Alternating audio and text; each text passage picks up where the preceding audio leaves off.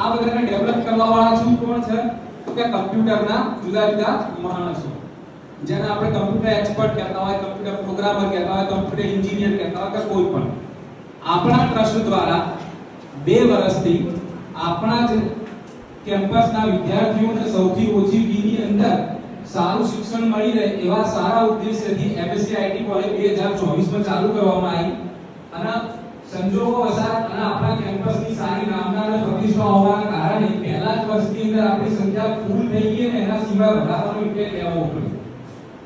બીજા વર્ષની અંદર પણ 2025 માં આપણા એડમિશનો ફૂલ થઈ ગયા અને આ વર્ષે પણ આપણી MSc IT કોલેજમાં એડમિશન જીકાસ થ્રુ પ્રોસેસ થવાની છે, એ તો થવાની જ છે.